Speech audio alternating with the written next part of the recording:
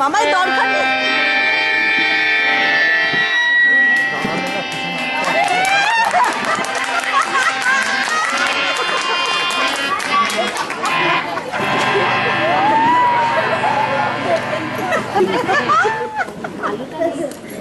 আলোটা দাও।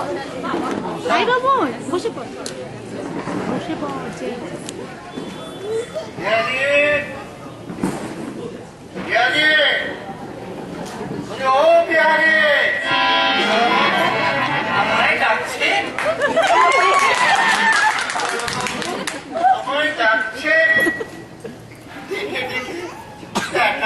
গলা আমার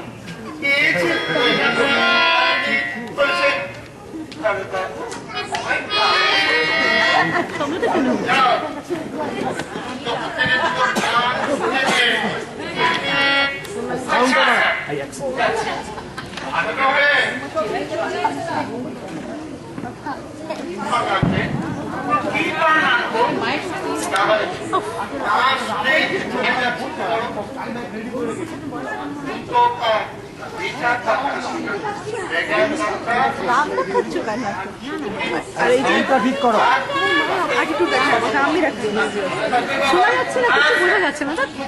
করতে করতে যাচ্ছি, দেখো সুস্থ করতে করতে ওই রাজধানীর চাষ আমার শরীরটা করে ফেলো।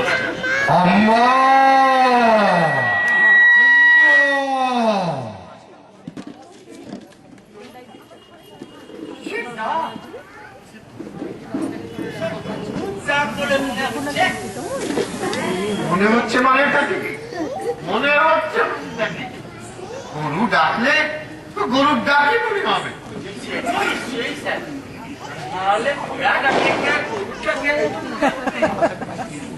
আচ্ছা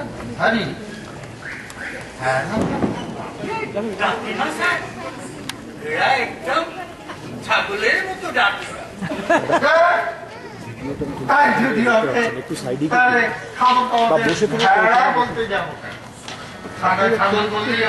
তোমার নিচে নাম নিচে নাম এগিয়ে যান ওখানে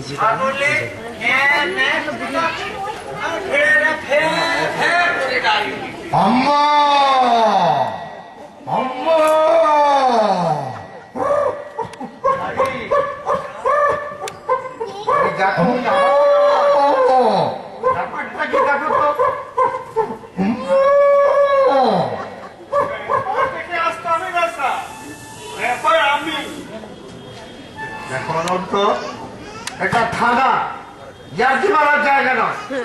হ্যাঁ ওই হরবোলা ডাকতে হয় তো ফাংশনের মাচায় গিয়ে হতো। হরবোলা কি চাপা বলছেন স্যার? চাপা বলছি আমি? হ্যাঁ লজ্জা করে না? মানুষ হয়ে তুমি গরুর মতো ডাকছো।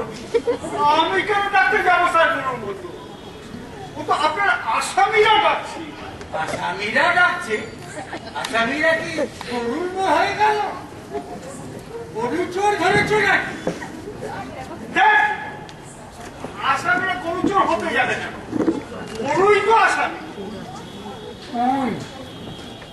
কোথায়? ওই যে স্যার বেঁধে রেখেছি, একবার উঠি বেড়ে দেখুন।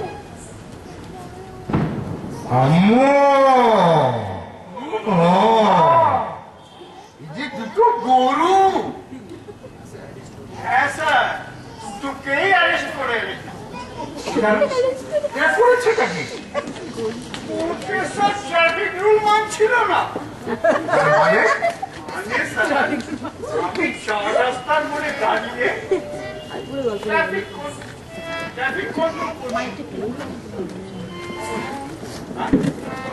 যতবার আমি হুইসেল মেরে ডান দিকের গরু বা দিকের গরু ডান দিকে করছি, ততবারই দেখি দুটো গরু আমার সামনে দিয়ে এসে পেছনে যাওয়ার চেষ্টা করছি। তিন চারবার হুইসেল বাজিয়ে বারণ করলাম, রূপ খেপে বার করে নাম্বার টুকতে গিয়ে দেখি পেছনে কোনো নাম্বারই নেই। তুমি যেরকম গরুর তো কোনো নাম্বার থাকে, গরুর গাড়ির নম্বর থাকে।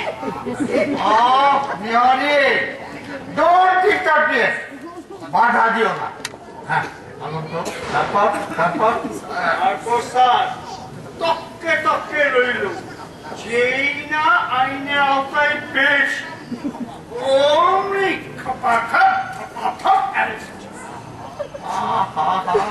তখনই আরে কথা করেছিল কি বলো না, কমিট নিউসেন্স করেছিল না স্যার, বললাম না ট্রাফিক আইনে আটকেছি। কেন বসবে?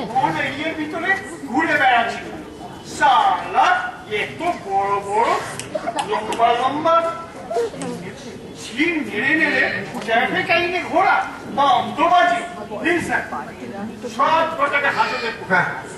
আরে দাঁড়াও, হাজতে পুরুন বললেই তো আর হাজতে পড়া যায় না।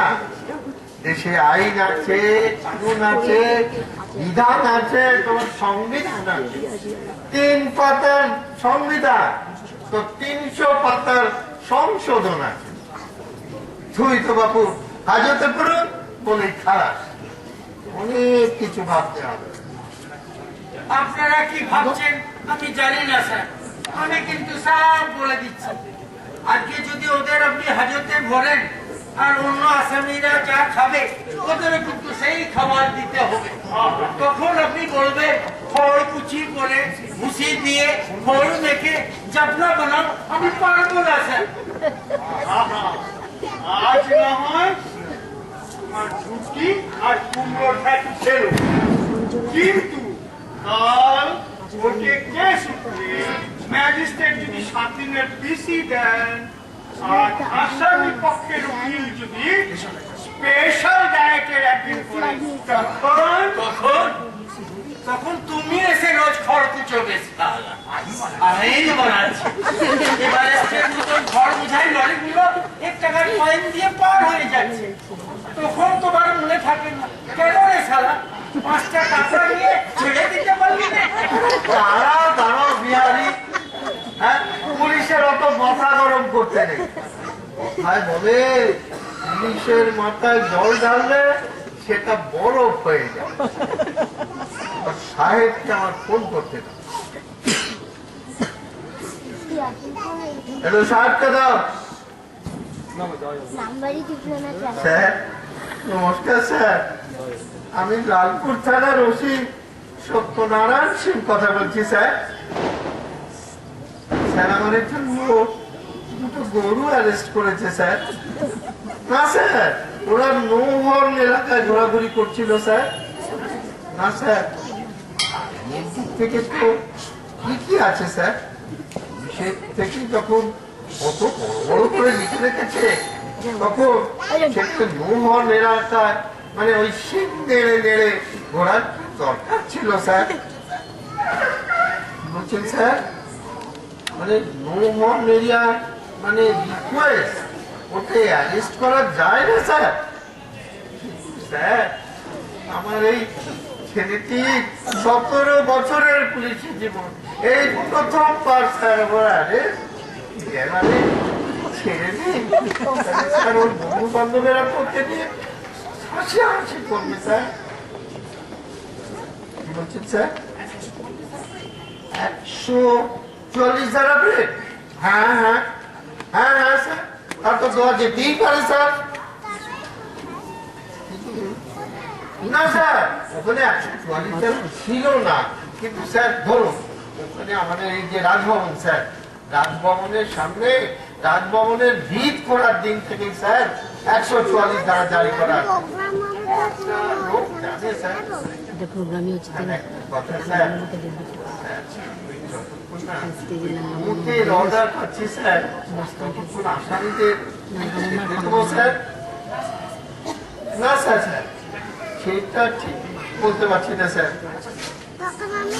আচ্ছা স্যার, তাই তাই।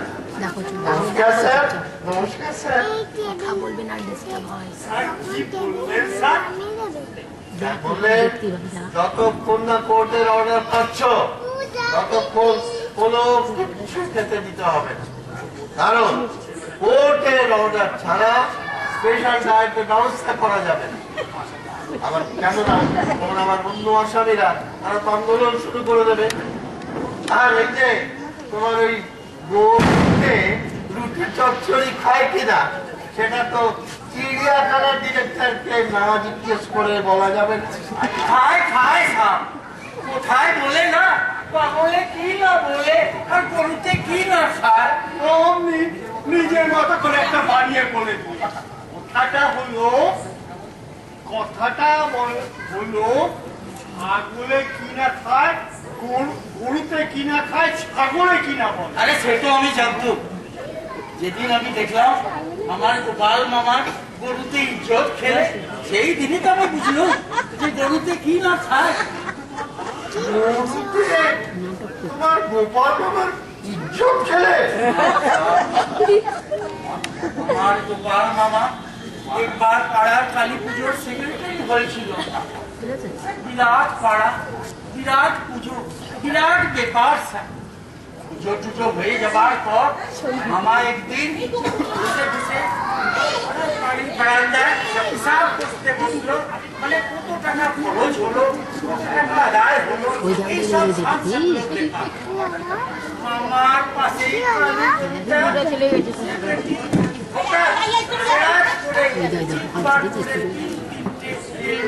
ওই দেখ সবাই আটকে যাবে না, তাহলে আমি বসতে দেবো না, একদম বাড়ি বাড়ি চলে আসে।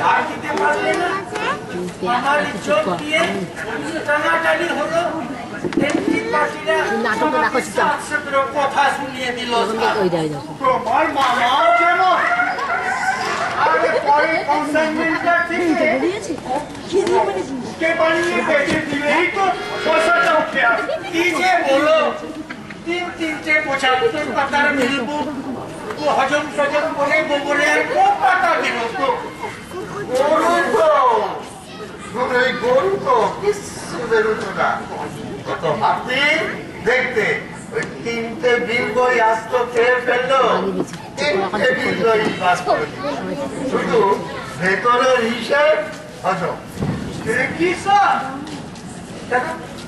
শোনো রে, আরে হাতিকে তুমি আস্ত বেল খেতে দাও, পুরো আস্ত বেল ওই পায়খানার সঙ্গে বার করে দেবে। আরে ভেতরের মাল হজম।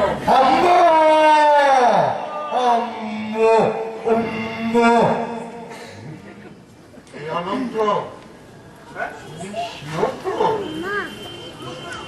সব নন পলিটিক্যাল গরু। কেন স্যার এ কথা বলছেন কেন? শোনা ডাকটা কিরকম স্লোগান ধরবে, প্রথমে একটা ডাকলো, তারপর একসঙ্গে ডাকটা। না স্যার, একেবারে নন পলিটিক্যাল। নইলে স্যার অ্যারেস্ট করার সময় কুটিয়ে প্রতিবাদ করতো, কিচ্ছু করলে না, শুধু এক করতেই সাথে সাথে চলে এলো। ডাক তো এলো অনন্ত, কিন্তু এখন ওদের রাখতেটা কোথায়? দুটো তোমার হাজত, তা বাবা ওই ফিলের হাজতটা ছোট। হাজতে ঢুকাবার দরকার কি আছে সাহেব? ও বাইরে যেরকম আছে সেরকমই থাক না। বাইরে আর কি, তারপর কেউ এসে বাটে দুধটুকু ধুয়ে নিয়ে যা, বিচারাধীন আসামি বলে কথা। বলছো তো ওদের মাঠে দুধ আছে নাকি? হ্যাঁ স্যার, আছে বই কি।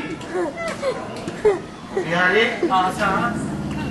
কতদিন হলো তোমার এই পুলিশ লাইনে? কেন সাহেব? আবার জিজ্ঞেস করছো কেন স্যার?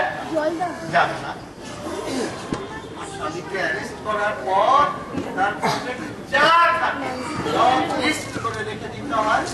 তারপর এই আসামি যখন আবার ছাড়া পান, ওই লিস্ট দেখে দেখে পকেটের সব জিনিস পকেটে তুলে দিতে হয়। সে তো জানি সাহেব। জানি স্যার বলে কি হবে? যাও ওই থেকে ঘর থেকে দুধ বার করে বালতিতে বেঁধে নেবে।